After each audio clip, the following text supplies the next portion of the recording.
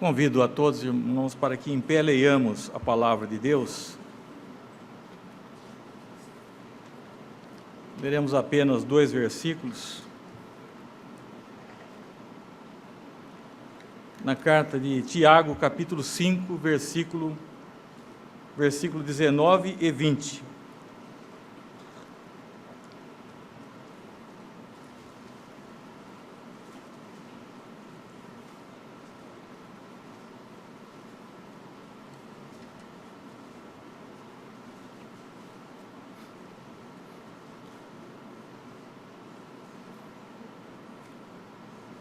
Os últimos versículos da carta de Tiago, capítulo 5, versículo 19 e 20.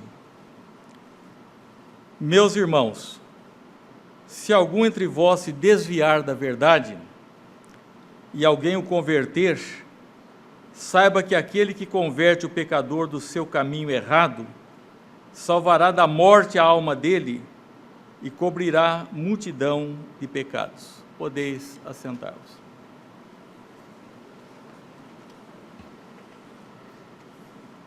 Vamos ter ainda uma breve oração. Peço ao reverendo Naor Garcia que nos guie nesse momento.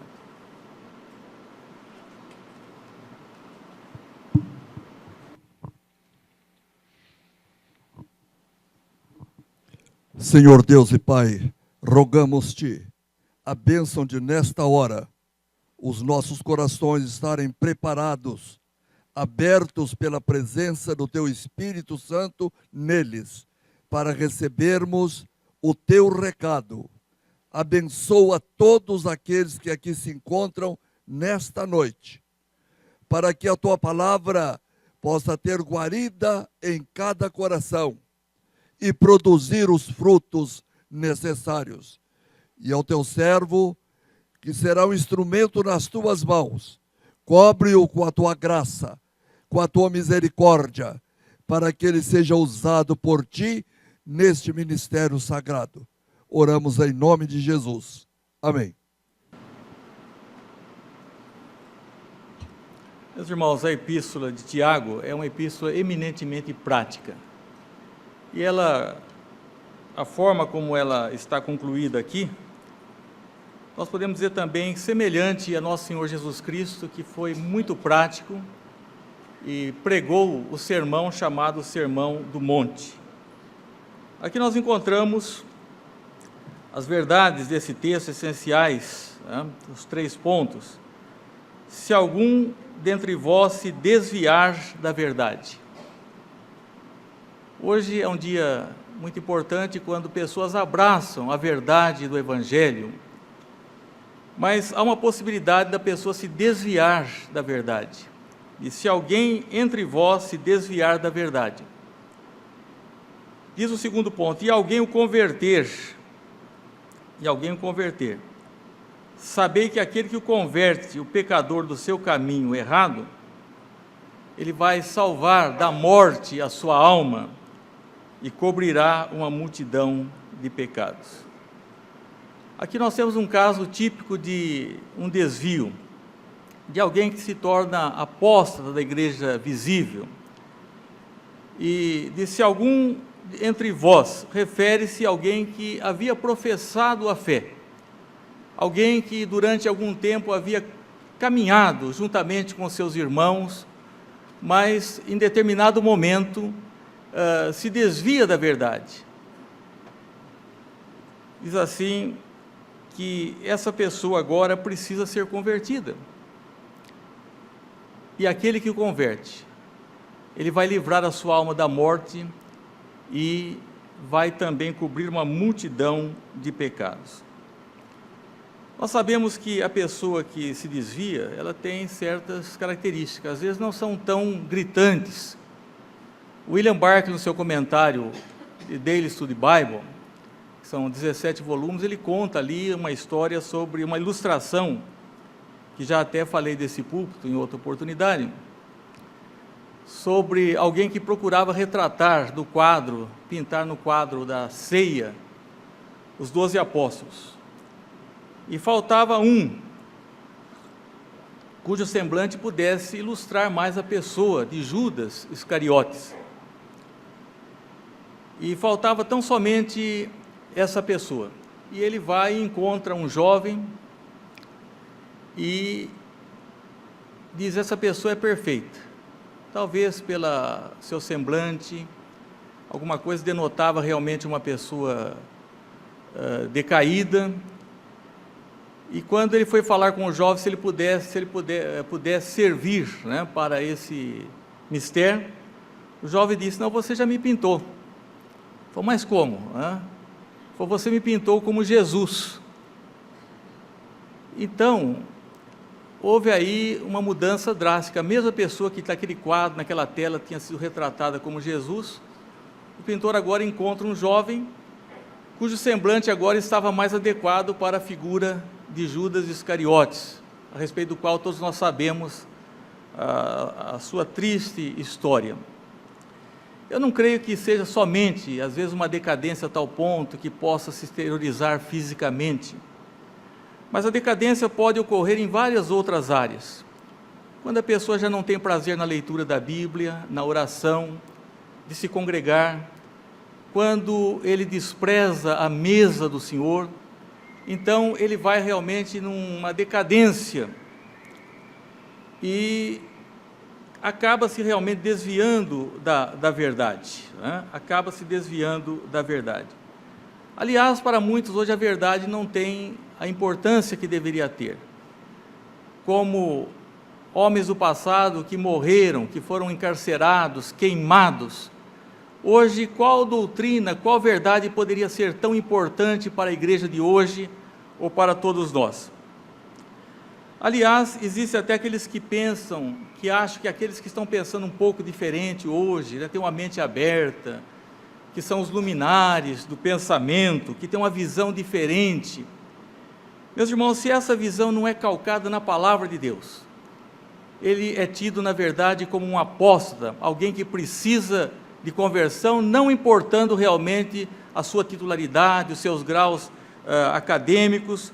Na verdade, ele está realmente numa situação triste, que precisa de conversão para que não venha a ter morte espiritual, ou para que seja livre da morte espiritual, e para que os seus pecados sejam cobertos. Aliás, alguns até que já estiveram no meio evangélico, já não têm realmente o mesmo conceito das Escrituras, que a Bíblia é a palavra de Deus, sobre a deidade de Cristo, que a salvação é exclusivamente pela graça mediante a fé, da necessidade de santificação. E tais pessoas ainda julgam que podem ser chamadas cristãs, ainda permanecem no caminho, às vezes não obstante os seus nomes estejam no rol da igreja, mas eles já de há muito abandonaram, eles que eram ortodoxos, desviaram das verdades divinas. Não é possível uma pessoa errar doutrinariamente e teologicamente, sem que erre na prática e na conduta. O Evangelho para nós não é somente alguma coisa do intelectualismo, mas é também de moral e de ética, que fala sobre o caminho errado. Se alguém desviar da verdade, quem o converte, o pecador, do seu caminho errado, existe o erro e existe realmente o acerto. E Jesus disse: vós errais por não conhecer, por desconhecer, não conhecendo as Escrituras e o poder de Deus. Errais por não conhecer as Escrituras e o poder de Deus. Então, não se pode desviar da verdade sem que também se desvie na conduta, na norma de vida, porque a santidade não pode ser fruto de doutrinas falsas, sob pena até de se cair num farisaísmo. E quando não se pensa na necessidade da redenção, da santificação, dos meios de vida piedosa, então é um caminho triste, o caminho da pessoa que já não tem realmente, para as quais tais coisas não têm a relevância necessária, porque a pessoa já deixa de se congregar. Nós temos um hino que diz: quantos que corriam bem. Há pessoas que, quando fizeram a pública profissão de fé, a semelhança dos que fizeram nessa oportunidade, Eles estavam correndo bem. Diz, e que agora longe vão. Ele diz, e outros seguem, que também sem amor e frio estão.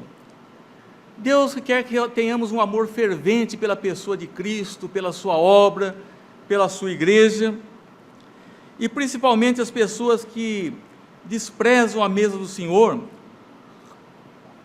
que não encaram realmente a seriedade do dia do Senhor como uma grande oportunidade, e termos uma reunião como esta, que preferem às vezes ficar de frente aos televisores, em outros lugares, que na verdade não sentem prazer na lei do Senhor, eles acabam com certeza andando no conselho dos ímpios, se detendo no caminho dos pecadores e assentado na roda dos escarnecedores. É muito triste a situação daquele que começou bem, mas que não pôde manter as suas promessas, os seus votos, e é melhor não votar do que votar e não cumprir.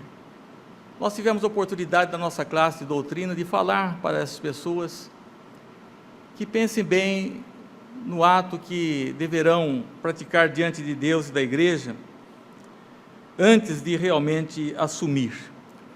Mas é importante assumir, não é? E Deus quer que nós assumamos realmente um compromisso com Ele. Diz que com o coração se crê e com a boca confessa. A pessoa que realmente entendeu o Evangelho, ele sente necessidade de ser batizado. Nós encontramos o eunuco, o alto funcionário da rainha de Candace, que perguntou ao evangelista Filipe, diácono, disse, o que me impede de ser batizado? Porque muitas coisas impedem.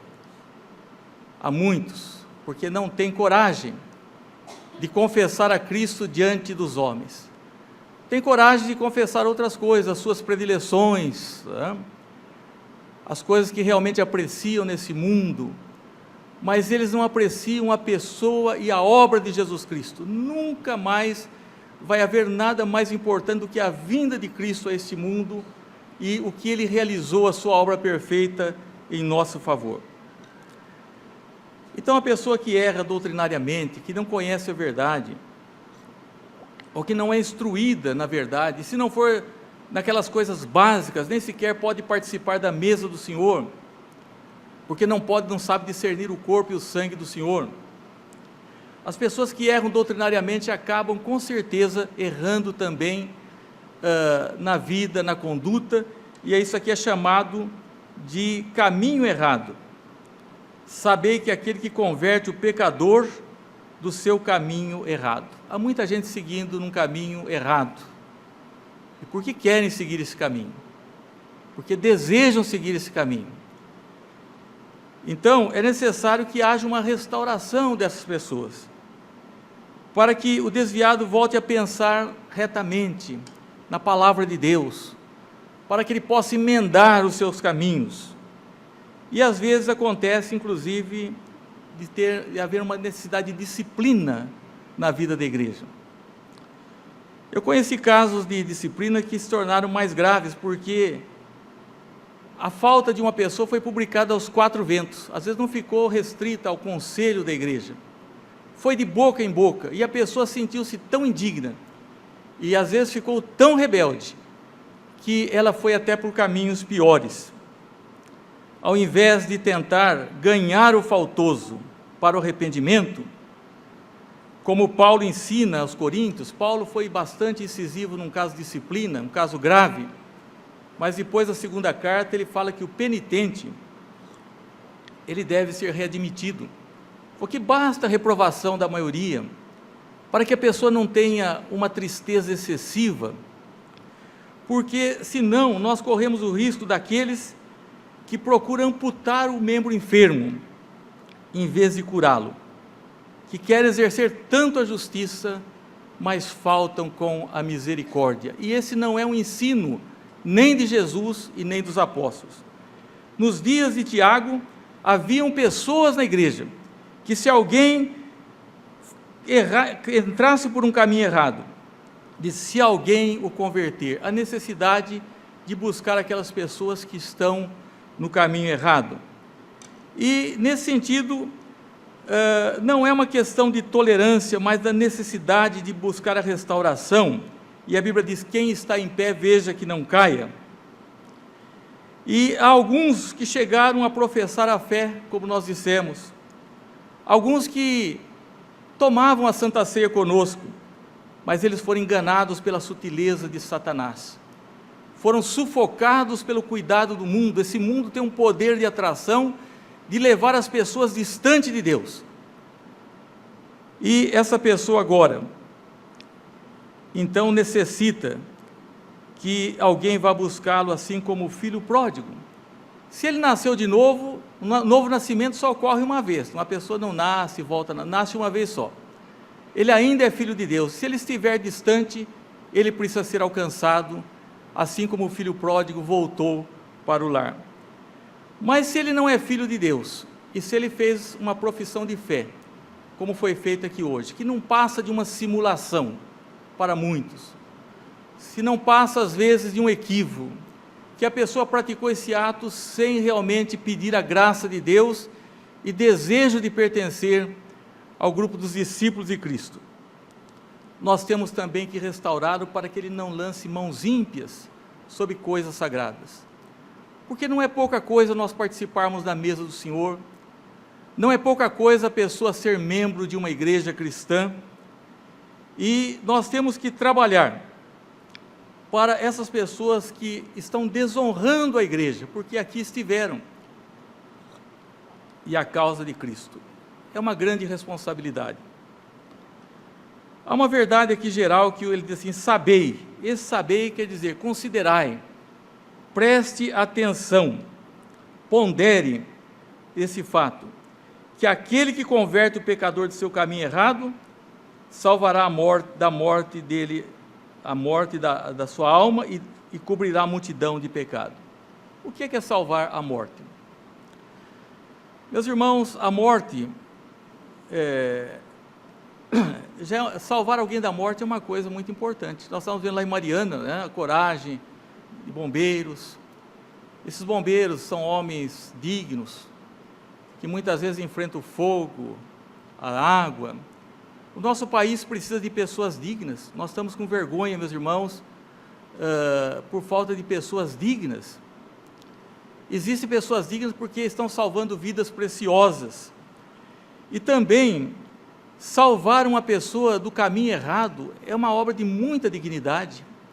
Mas as pessoas às vezes estão contentes porque nós vamos à igreja, nós temos uma boa música, nós temos um assento relativamente confortável, nós temos o ar-condicionado, mas Jesus Cristo veio ao mundo para salvar pecadores. Nós temos que pregar essa mensagem e salvar da morte. A morte não é apenas a não existência. Para muitos a morte é só isso. A morte física é cessar a nossa circulação, nossos movimentos cerebrais, respiratórios, mas a morte física é a separação desses dois elementos que a compõem, da alma e do corpo. Mas aqui está falando da morte espiritual. E há até aqueles que acham que a morte aqui é aniquilação, que morreu, acabou. Se fosse isso, eu confesso, irmãos, que não estaria muito preocupado com a salvação de ninguém. Estaria, mas não na medida. A morte aqui é a morte eterna, é a eterna separação de Deus. Assim como vida eterna não é também a pessoa existir eternamente apenas. É a plena faculdade desenvolvida dos gozos, da consolação, e a morte eterna é alguma coisa terrível. Não é aniquilação como muitas pessoas pensam. Se fosse talvez aniquilação, não sei se valeria a pena Jesus Cristo ter vindo a esse mundo, sofrer e morrer, e passar todas as coisas que passou. É porque é alguma coisa grave em que o pecador incide, e que a Bíblia descreve isso de uma forma terrível. Diz que esse lugar de perdição é onde o fogo não se apaga, onde o verme não morre, onde há pranto e ranger de dentes. E nós temos amenizado essas coisas, e a morte física as pessoas já temem, mas o pior é a morte eterna. E as pessoas que estão para o caminho errado, eles precisam ser livres dessa morte. Diz que aquele que converte o pecador do seu caminho errado. E qual é o caminho errado? É o caminho que a pessoa dá as costas para Deus, ou então a pessoa até diz que crê em Deus, mas isso não tem nenhuma relação com a vida prática. É como se Deus, na verdade, não existisse. E não há nada mais digno realmente do que salvar uma alma da perdição. A igreja precisa pregar essa mensagem. Nós falamos sobre santificação, sobre vida cristã, e todas são coisas importantes, mas nós temos que pregar realmente a salvação em Cristo. Diz o texto que, além de converter a pessoa do caminho errado, a pessoa salva a alma dele e cobrirá uma multidão de pecados. Qual a quantidade dos nossos pecados? Às vezes nós oramos assim, pecado por atacado, né? Perdoa a multidão dos meus pecados. Mas um pecado é alguma coisa muito grave. O pecado é uma doença de nascença. O pecado leva à morte. E muitas pessoas acham que estão bem porque praticam atos de religião. Todos nós fazemos algumas coisas, mas não há outro meio de salvação a não ser através da pessoa ser lavada no sangue de Jesus Cristo. Ele veio ao mundo por duas finalidades: para nos purificar do pecado e para nos livrar da morte. Aqui não está falando da obra do Espírito Santo e da obra de Jesus Cristo, que são imprescindíveis, fundamentais. Está falando da nossa participação. Está falando do nosso dever, de ajudar aqueles que estão no caminho errado para que se convertam, para que tenham a sua alma salva e para que tenham a multidão de pecados cobertos. A multidão de pecados cobertos. Deus, quando salva alguém, Ele não se lembra mais dos seus pecados. Deus lança os seus pecados nas profundezas do mar. Mas, irmão, como nós temos dificuldade de perdão aqui, nesse mundo, e como Deus realmente nos perdoou em Cristo. E quando isso acontece, Jesus é glorificado. É glorificado porque é somente através da obra dele que a pessoa pode ser salva. Em Isaías 53 diz: ele verá o fruto do seu penoso trabalho e se alegrará. Jesus se alegra quando pessoas como essas vieram à frente com coragem, dizendo: eu quero me identificar com a igreja, e eu espero que elas não desonrem o nome da igreja, para que não sejam crentes superficiais, nominais, mas que coloquem o reino de Deus em primeiro lugar. Quando uma pessoa toma uma decisão, há alegria nos céus, e Jesus Cristo é glorificado, porque para isso ele veio para salvar o perdido, e aquele que um dia fez a sua pública profissão de fé, mas está no caminho errado, ele precisa ser readmitido, ele precisa ser restaurado. Alguns pensam em compensação pelo trabalho de evangelização que fazem. Há muitos que não se preocuparam em levar uma alma para Cristo. Responsáveis não são somente aqueles que são votados na igreja, o pastor que é votado para mais um período, os oficiais, esses são mais. Esses serão cobrados muito mais. Se algum oficial não faz a sua obra de coração, deveria repensar, se não cumpre os seus deveres. Mas há outras pessoas também que são responsáveis. Há muitos pais que são responsáveis em relação aos seus filhos, que não os trazem à escola dominical. Há muitos cônjuges. Cada um deveria se preocupar uns com os outros, principalmente aqueles que estão mais próximos.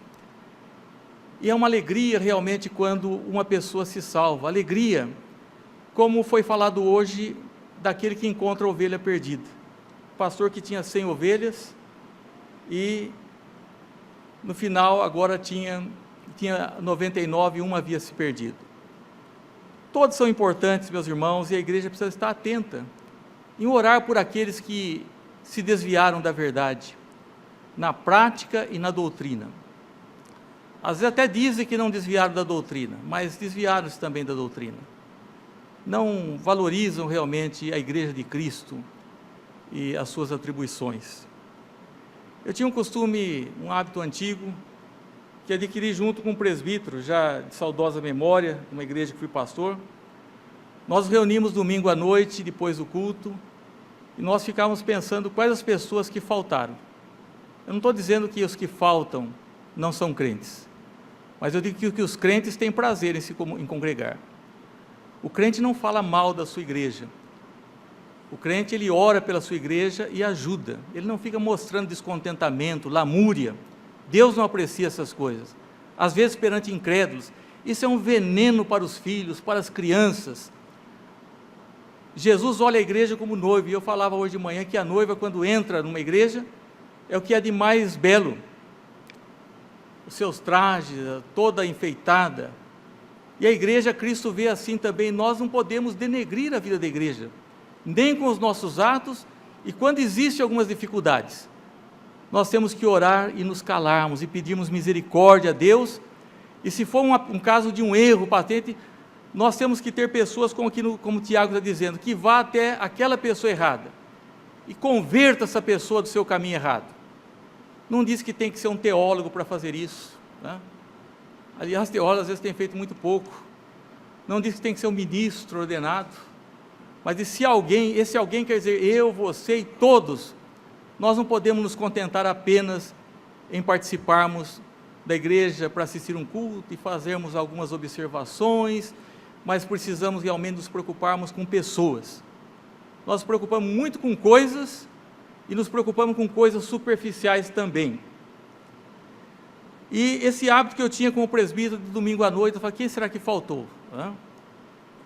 Eu conservei esse hábito. Esse presbítero já partiu há muito tempo, e hoje eu achei que ficou mais fácil, porque quando eu vejo às vezes pelo site da igreja o culto, eu fico me alegrando com aquelas pessoas que veem, puxa, fulano não faltou, eu falo para o Renan Jair, vamos dar um telefonema, vamos procurar saber, porque o povo de Deus é um rebanho, o povo de Deus anda junto, não há crente isolado, não existe uma pessoa, Jesus nos chama individualmente, mas nos coloca no seu corpo, que é a igreja, e devemos fazer essa obra na esperança de êxito. O pastor que acha a sua ovelha, ele a coloca sobre os ombros, ele alegra, ele chama outros porque realmente encontrou a sua ovelha perdida. Jesus quer realmente que nós estejamos juntos. Jesus quer que nós pensemos não só naqueles que aqui estão, mas naqueles que estão desviados. Nós precisamos orar por aqueles que se foram, por aqueles que foram enganados por Satanás, por aqueles que estão sufocados pelos cuidados desse mundo, e diz, se acontecer que alguém o converter, é Deus que converte, mas a nossa ação também é necessária. Sabei que aquele que converte o pecador do seu caminho errado doutrinariamente, às vezes abraçando crenças heréticas, duvidando da palavra de Deus, e não só doutrinariamente, mas na prática, uma prática completamente errônea, diz que salvará da morte a alma dele. Que privilégio, nós sermos instrumentos de Deus para salvarmos alguém da morte eterna. Da morte física tem sido um ato de muita grandiosidade, como dissemos, de pessoas heróicas que têm lutado, mas nós precisamos de muito maior a necessidade de salvar almas para Cristo e cobrir uma multidão de pecados. Com referência a cobrir a multidão de pecados, existe um aspecto preventivo. Eu queria pedir hoje aos irmãos que não desprezassem a escola bíblica dominical. A escola dominical foi realizada como um sonho, aprovação de Deus, tem uma história na vida do povo de Deus, um valor imenso, porque é um instrumento muito bom para ensinar a verdade, para ganhar a alma das crianças principalmente, porque a mesma obra que salva um adulto é a obra que salva uma criança. Não vamos esperar que as crianças aprendam por si mesmas, depois quando elas tiverem 18 anos, que elas venham aqui à frente fazer a pública profissão de fé e batismo. Nós temos que fazer com que as crianças, desde pequena, o professor de escola dominical tem que trabalhar com a criança, até que a criança compreenda realmente quem é Jesus, por que Jesus veio ao mundo. Nós devemos deixar de todas essas bobagens de Halloween, e as falsas comemorações do Natal e outras coisas mais, e nos apegarmos a essas verdades eternas. E as crianças precisam. Não basta mandar os seus filhos, é preciso que os pais venham, é preciso lutar pela escola dominical. Não despreze a escola bíblica dominical. Ela é de grande importância e não justifica um crente nesse horário, a não ser por trabalho, por necessidade, ele estar distante da casa de Deus. Meus irmãos, nós podemos ser uma igreja forte, mais forte do que somos, quando nós realmente entendemos que existe o caminho certo e o caminho errado. E às vezes a pessoa está no caminho errado, mas está ainda dentro da nossa comunidade. E é preciso, então, que nós possamos ensinar uns aos outros, para que a pessoa tenha realmente essa segurança, que não vai se perder, porque não adianta o homem ganhar o mundo inteiro e perder a sua alma. O que dará o homem em troca da sua alma? Ah, fui bem sucedido nos negócios, bem sucedido nos estudos, fui bem sucedido em tantas outras áreas, mas ele perdeu tudo, ele perdeu a sua alma. Eu aprecio muito como Tiago, ele termina essa epístola. Meus irmãos, está falando aos crentes, se algum entre vós se desviar da verdade, pode acontecer. Eu creio que as grandes tristezas que eu trago no ministério foram pessoas que batizei e já não são mais crentes, casamentos que nós realizamos cerimônias, aliás, casamento é Deus quem faz, e não prosperou, né? E caminhos errados que as pessoas tomam, e a Bíblia diz, se alguém entre vós se desviar da verdade, pode acontecer, mas não vai ficar assim. Por quê? Alguém, quem é esse alguém? Eu ou você? O converter, é Deus que converte, é verdade, é Cristo que salva, é o Espírito, mas Deus não deixa de utilizar os meios, e essa tarefa Ele não deu aos anjos, deu a nós, e alguém o converter, sabei, considerar isso, que aquele que converte o pecador do caminho errado, às vezes está dentro da nossa casa, da nossa família, no nosso trabalho, todo lugar, converter do caminho errado, salvará da morte a alma dele. Isso é grande coisa, para que a pessoa não enfrente uma eternidade sem Deus, e cobrirá uma multidão de pecados. Daí eu falo também das crianças da escola dominical, porque não precisa uma criança experimentar todas as desgraças desse mundo, para depois ela ser alcançada pelo Evangelho. Pode muito bem uma criança crescer como Timóteo, que sua avó, sua mãe já transmitiram a ele desde a infância. Mas alguém fala, não, mas é muito melhor trazer uma pessoa corrupta, um bêbado, alguém para Cristo, do que trazer um irmão que se desviou. Não, meus irmãos, aqui está falando, isso é importante trazer, de trazer aquele que se desviou do caminho da verdade. Que Deus cuide das nossas vidas, para que todos nós que julgamos estar em pé, não caiamos, para que não nos desviemos das doutrinas essenciais, porque depois do erro doutrinário vem, na certeza, o erro na conduta e na prática, e que seja um incentivo, para que sejamos ganhadores de alma, livrando pessoas da perdição, e cobrindo multidões de pecado. Que Deus abençoe.